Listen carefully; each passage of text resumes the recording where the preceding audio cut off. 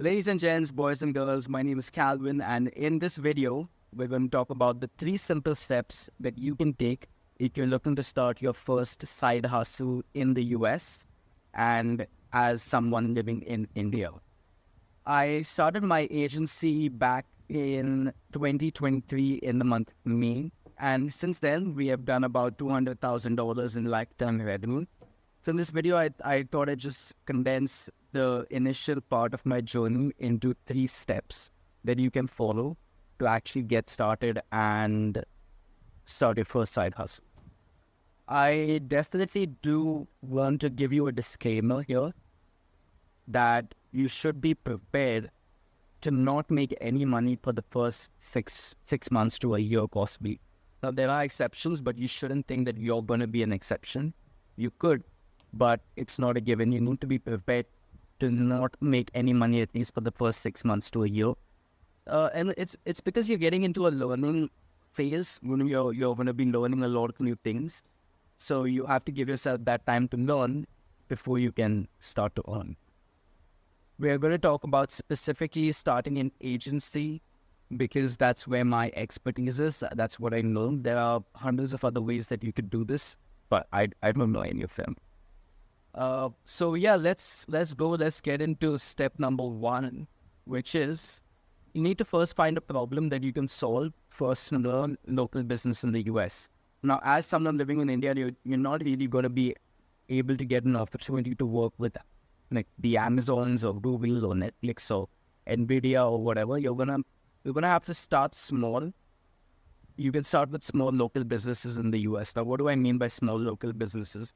There are quite a few different niches that people focus on within that market.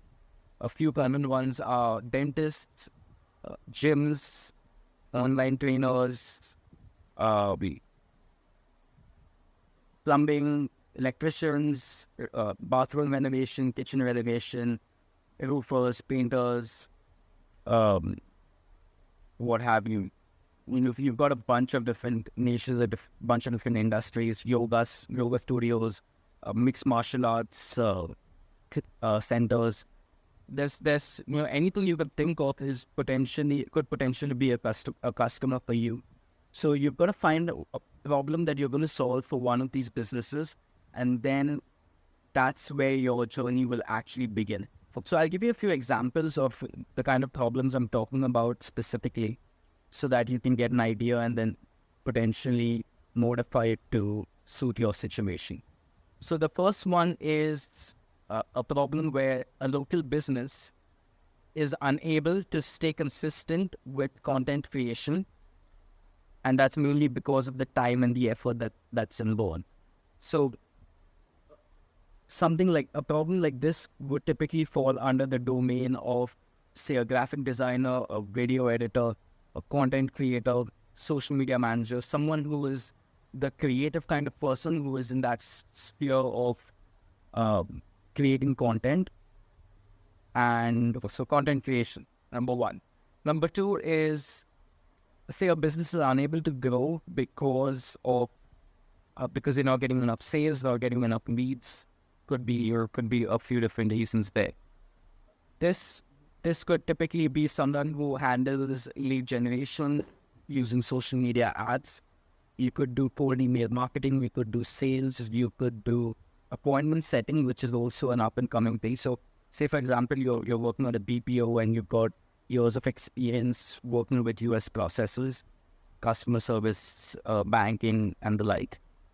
This is a niche that is particularly in demand if you have a neutral accent, that you speak really well on the phone, and if you've got really good communication skills, you'd definitely be able to get into this appointment setting role that could easily start paying you about $500 to $1,000 per client. So that's number two, unable to grow. So you've got lead generation, email marketing, sales, appointment setting, and anything else that you can think of. The third one is, say a business isn't able to keep their finances organized. It's a solopreneur, or he's just one entrepreneur, one founder with a couple of employees. There's going to be a requirement for bookkeeping, for accounting, for tax planning, stuff like that. So if you've got a financial background and you're really good with numbers, that could be an area to explore. The fourth one is there's just too many admin tasks. As a busy business owner, you're gonna have a lot of small things that you need to get taken care of throughout your day. So having an assistant, it could be a virtual assistant or an executive assistant, having someone that could manage your schedule, manage the small tasks in your business that need taken care of. That falls under the domain of a virtual assistant, executive assistant. Oh, I mentioned that. So that's number 4, too many admin tasks to handle. And then number 5, you've got companies that are just starting out, potentially companies that have been in business for a while, are doing well, but have neglected their online presence. They've either got a really bad website or they don't have a website at all. So website development could be one of your things. You've got a lot of other things. You've got Google Ads, you've got SEO, you've got content creations of blogs. There's hundreds of ways that you could actually help small local businesses with the problems they're facing, so that you could exchange that expertise for her. So step number 1, find a problem that you can solve, find a type of business that you can solve that problem for. And then we then move on to step number 2, which is you have to start reaching out to these businesses. So there's a lot of information on YouTube about cold outreach and cold email and cold calling and DMing people. So we can do your own research around those topics, but you have to choose one way that you're going to start reaching out to people. In my case, I chose email. I started emailing local businesses. There's this software called D7 that I used to scrape a huge list of contacts, so the name, email, phone number of local businesses in the US. And then I just started emailing those businesses. I created a new Gmail account. I started emailing businesses from that email address to see if anybody would be interested in working with me to get help with their lead generation. So that's where I started from. So yeah, you have to start reaching out to these businesses, choose an avenue to reach out. The easiest way to get your foot into the door when you're on this learning phase, is to work for free. So you would have to commit to working first for free towards some particular goal. In my case, when I started, I would work for free for a month, show them what I could do. And then from there, they would start to pay me a monthly retainer or saying weekly, depending on whatever the arrangement was. So commit to a fixed amount of time that you're going to be able to work free. Do really good work. And then once you get your first couple of clients that you're working with for free, don't stop there. If you have the capability, if you have the time, keep pushing forward to take on new clients.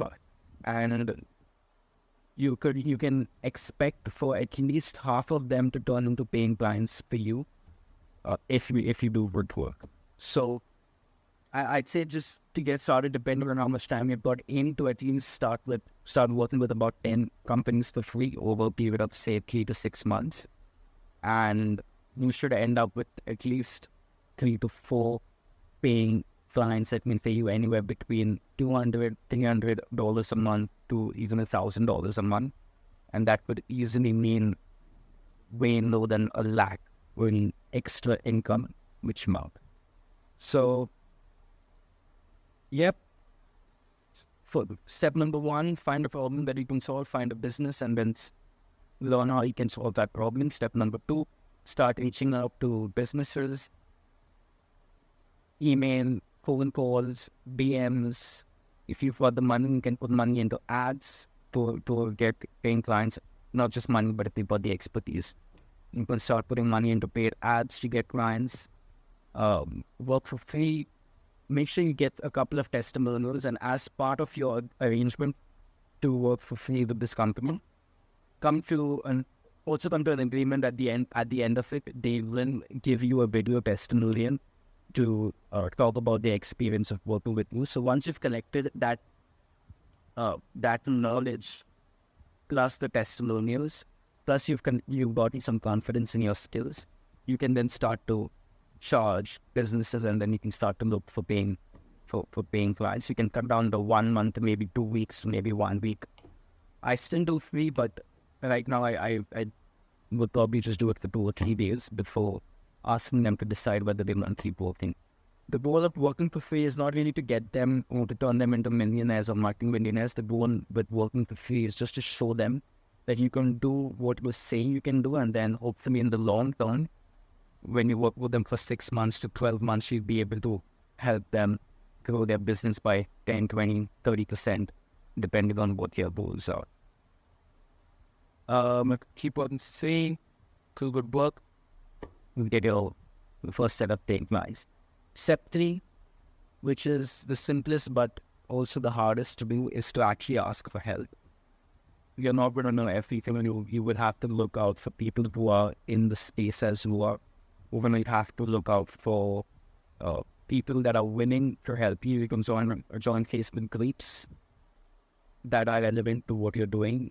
We can join local networking groups if you have any. We can comment on videos, on YouTube videos, interact to the creators and asking them for help. Most people, if they have the time, are more than happy to help.